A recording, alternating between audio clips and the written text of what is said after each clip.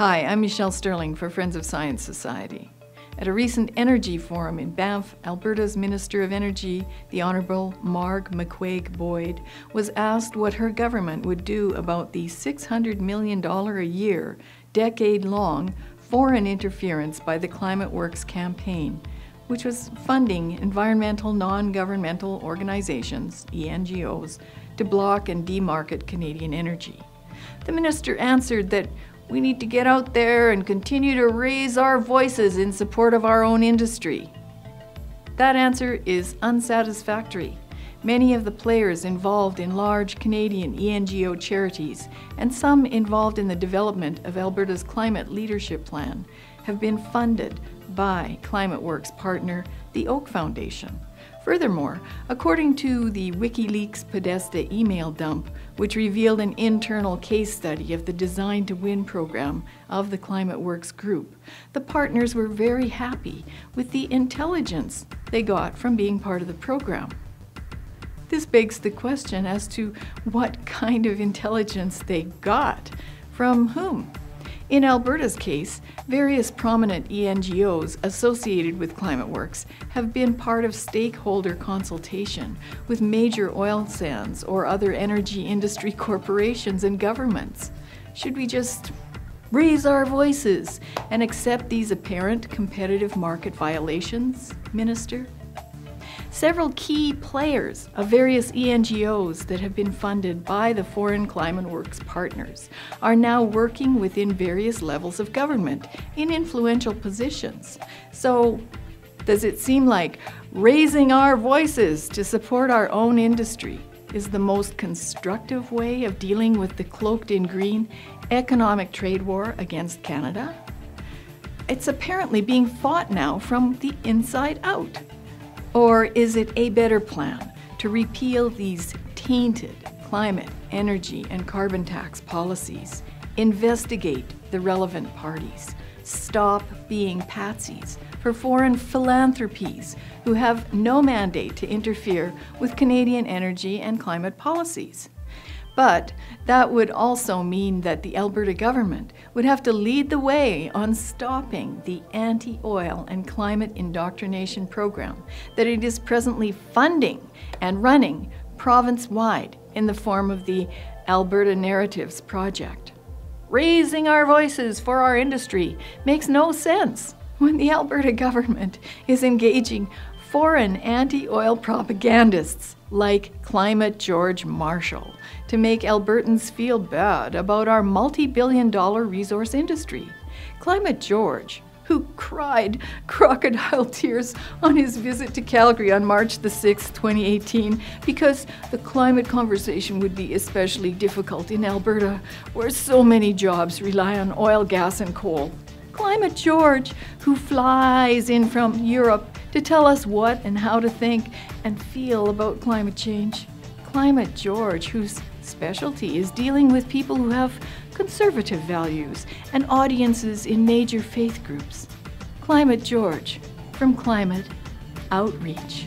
Climate George, whose bio includes many years in the U.S. as a senior campaigner for Greenpeace U.S. Greenpeace, the recipient of millions of dollars from the ClimateWorks carbon baggers. Greenpeace, dedicated to blocking pipelines and stopping Canadian oil from reaching markets. Greenpeace, funded by the Oak Foundation to phase out the tar sands and turn public opinion against the world's finest heavy oil enterprise.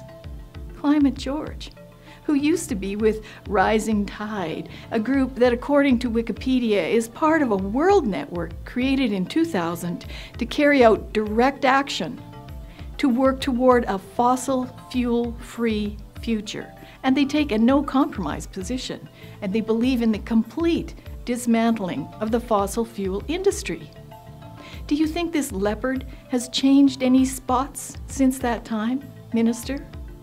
But the Alberta Government is bringing him here by plane again to lecture us about climate change. Climate George is not a climate scientist. He's a missionary in a cultural crusade to get people to talk about climate change. So climate change is his religion. Must we all worship at the altar of Al Gore? After all, it's a democracy. We have charter rights, freedom of religion. The Alberta Government is running the Keep Canada Working campaign, pushing Trans Mountain Pipeline and asking Canadians to step up. And thousands of Canadians, many spending their own money, taking time from work, are rallying in support of the energy sector. Many of their lives have been ruined by these anti-oil fanatics. And at the same time, the tax dollars of hardworking Albertans are being spent by the Alberta Government in a quasi-religious climate campaign against our world-class industry. Minister McQuaig-Boyd spoke proudly at the forum about so many in her family having worked in oil and gas for many years. Yet, this government is paying a climate apocalypse propagandist like Climate George to denigrate and destroy the work and reputation of thousands of tax-paying professional geoscientists, professional engineers, skilled trades and laborers. Many of the professional geoscientists and engineers were trained at the University of Calgary and the University of Alberta, which reportedly support this unscientific propaganda program. Scientists overruled by activists.